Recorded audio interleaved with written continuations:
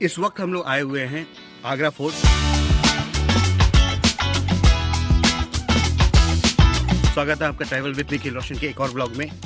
आगरा का एक बहुत ही खुशनुमा प्लेस है आगरा फोर्ट। इस वक्त हम लोग जस्ट इंटर हुए हैं और ये शाम का सनसेट का टाइम है, बंद हो सकता है, तो मैं क्विकली आपको एक लुक अराउंड देता हूँ और फिर चलेंगे हम लोग अंदर की तरफ।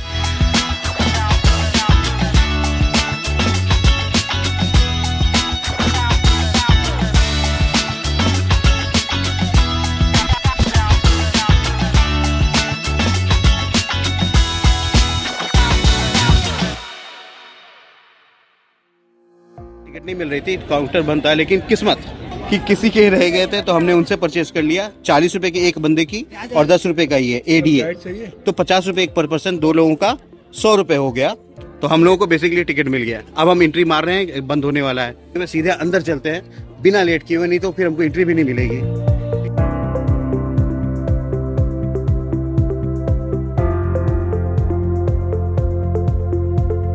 तो अब हम लोग अंदर आ गए हैं आगरा फोर्ट के।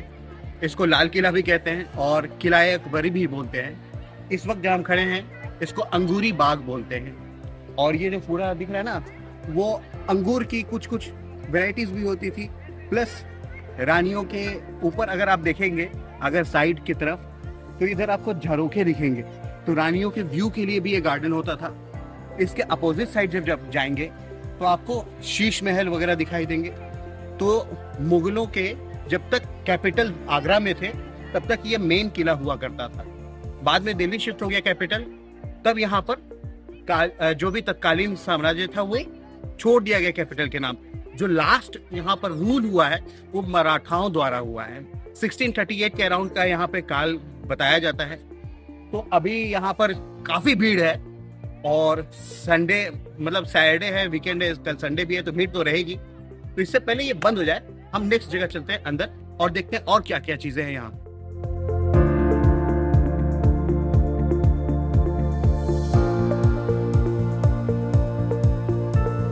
तो बाहर तो हमने अंगूरी बाग देख ही लिया। अब जो आए हैं ये खास महल है।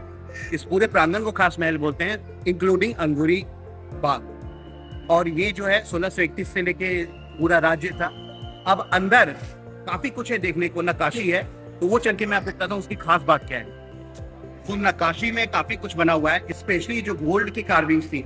आप देखो तो ऊपर छतों पर गोल्ड की कार्विंग्स हैं अभी, लेकिन वो काफी पुराने हो गए थे, तो उनको वापस से जीर्णोद्धार किया गया है।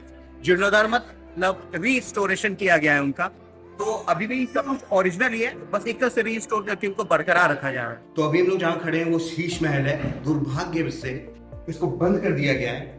शीश महल का काम होता था, छोटे छोटे शीशों के कांच के सलाखें बनाई जाती थी और उनसे जीर्णोद्धार करके पूरी दीवार को ऐसे बनाते थे कि दो हिस्सों में बांट देते थे, एक सर्दियों का एक गर्मियों का। और ये ऐसा बना होता था कि एक मोमबत्ती जलाओ पूरा का पूरा ग्लो अप हो जाता था। जैसे आपने एक मूवी में देखा होगा प्यार किया तो डरना क्या, उसमें आपको उसका दिख जाएगा जो कि उदयपुर का है आई थिंक। पर यहाँ वाला अनफॉर्चुनेटली लोग शीशे निकालने लगे तो बंद करना पड़ा। ये भी 1631 से ही उसी दौरान का है। तो अनफॉर्चुनेटली हम नहीं देख पा सकते, अंदर नहीं जा सकते, बट यही इसका इतिहास है। और Sheesh Mahal one of the wonders है जो कि अब पता नहीं बन सकता या नहीं बन सकता, बट मैं कोशिश करूंगा कि गाइस एक क्लिप आपको दे सकूं।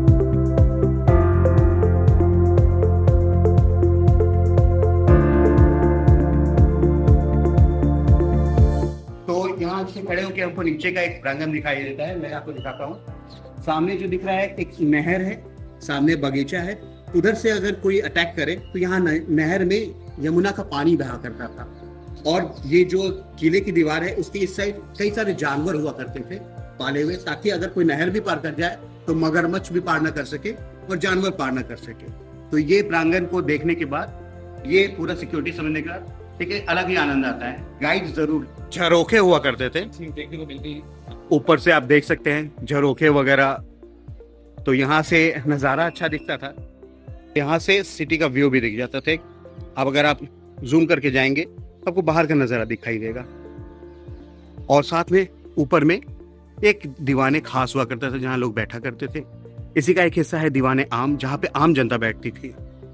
ये पूरा प्रांगण उसी दौरान बना था जहाँ पर लोग आके स्पेशली बैठते थे, स्पेशली बातें करते थे। तो दीवाने खास में तो ऑब्वियसली मिनिस्टर्स बैठते हैं, राजा बैठते हैं, और दीवाने खास में प्रजा अपनी याचना लेके आती थी, वहाँ बैठते थे। जहाँ पर एक हमाम भी बना हुआ है, फव्वारे चलते थे, नक्काशियाँ हैं दीवानों पे तरह तरह की, और जैसे मैंने बताया कि ये गोल्ड की चीज़ें होता, पर इनको रिस्टोर कर करके संरक्षित रखा गया है। पर कितना भी संरक्षित नुकसान पहुंचा देते हैं। हालांकि आगरा फोर्ट अपने आप में बहुत कीमती हिस्टोरिकल प्लेस है, तो ये बहुत अच्छा लगा हमें, आपको विजिट करना चाहिए।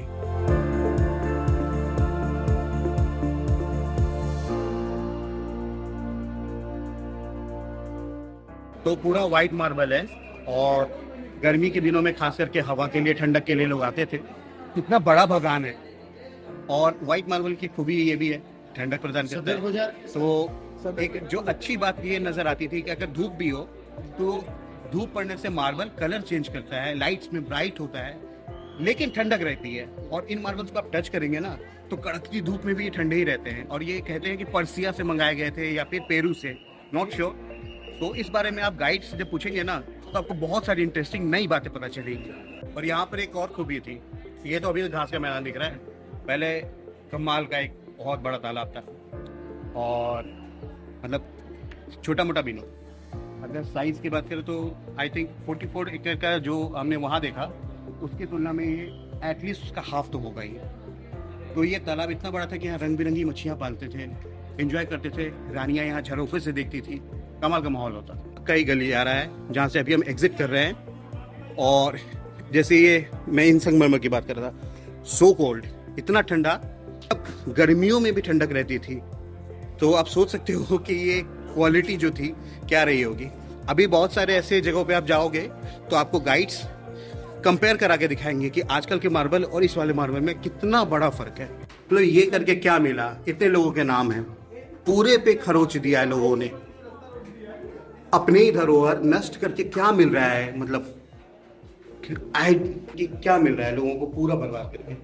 खैर अब सीढ़ियों से होके हम नीचे जा रहे हैं। तो हम लोग दीवाने आम में बैठे हैं। एक खास होता था जहाँ पे मंत्री राजा बैठते जिस डिस्कशन के लिए, ये आम है जहाँ ऊपर राजा और मंत्री बैठते थे, और यहाँ पर पूरी जनता, अगर आप देखोगे आसपास तो जनता आती थी अपनी फरियाद लेके। आपने मूवीज में भी देखा हो सिमिलरली, इसलिए इसको दीवाने आम बोला जाता था, आम जनता के लिए, जहाँ वो फरियाद लेके आए। ये जॉन रसेल कॉल्विन की कब्र है जो यहाँ पे मौजूद है, और आगरा फोर्ट का हिस्सा है। ये वो जगह है जहाँ पर तानसेन वगैरह बैठते थे, म्यूजिशियंस आते थे, जैसे अकबर के नौरत्न थे ना, उनमें टोडरमल, तानसेन वगैरह जो लोग थे। तो तानसेन का यहाँ पर विराजमान होना, म्यूजिशियंस के साथ बैठना, जैम करना, बनाना, लोगों को पता है कि उससे दिए जल जाते थे रागदीप जब गाया, या बारिश हो जाती थी राग मेघ जब गाया। अगर आप देखोगे तो यहाँ पे राजा बैठा करते थे, यहाँ म्यूजिशियन का पार्ट था,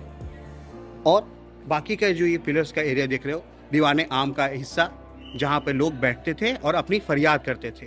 और सामने जहाँ से हमने एंट्री की थी वो पूरा बाग का एरिया। तो ये पूरा एक शाम 5:30 तक ओपन रहता है। 40 रुपये की टिकट प्लस 10 रुपये की ADA की टिकट। तो अगर आप टिकट ऑनलाइन बुक भी कर लो तो भी 10 रुपये का आपको काउंटर पे आके एक्स्ट्रा एक ADA टिकट लेना होता है, जो आगरा के डेवलपमेंट का होता है। ताजमहल का तो ऑनलाइन में क्लब होके मिल जाता है ADA प्लस टिकट, पर इसका आपको ऑनलाइन टिकट लेने के बावजूद ADA काउंटर पे आके ही लेना होगा। याद रहे 4:40 शाम को ये क्लोज होना शुरू हो जाता है। आप अगर एंट्री मार भी लें 4:40 तो ये आपको आधे पौन घंटे के अंदर सीटी मार मार के बाहर भेजने लगेंगे, जैसे अभी हम लोगों को बोल रहे हैं। तो यही था यहाँ का ऑसम जगह है, आपको ज़रूर विजिट करना चाहिए, हो सके तो गाइड ज़रूर लेना चाहिए। फाइनली हमारा सारा ट्रिप हो गया आगरा फोर्ट का। इतना अंधेरा होने जा रहा है, अब हम बाहर निकल रहे हैं। ऑब्वियसली अभी भी भीड़ है, और वीकेंड्स पे तो मैं समझ सकता हूँ कितनी भीड़ होती होगी, but it was worth it. जितनी जानकारी हमारे पास थी वो हमने आपको दी है। गाइड के साथ आएंगे तो उसका 5 गुना आपको जानने को मिलेगा, और इंटरेस्टिंग चीज़ें तो इतनी है कि मज़ा ही आ जाएगा आपको। तो मैं आपको मिलता हूँ फिर दूसरी जगह पे, दूसरे किसी लोकेशन पे कुछ और एक्सप्लेन करते हुए। तब तक के लिए अपना ख्याल रखें और घूमना ना भूलें। सी यू।